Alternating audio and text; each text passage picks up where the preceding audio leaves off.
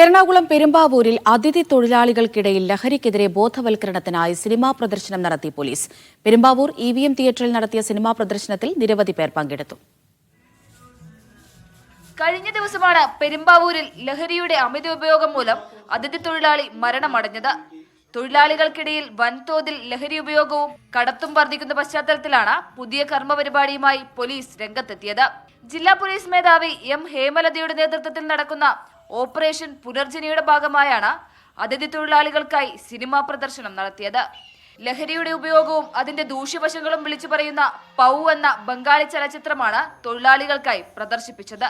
Instead of normal lectures and guest speeches, we organized a movie in theater so that it will be a enjoyable experience for the migrant labor as well as it would be a learning for others also. Like this, we will continue this type of program for awareness. സമീപത്തെ അതിഥി തൊഴിലാളികളും സാമൂഹ്യ പ്രവർത്തകരുമടക്കം പ്രദർശനം കാണാൻ 100-ലധികം ആളുകൾ എത്തി.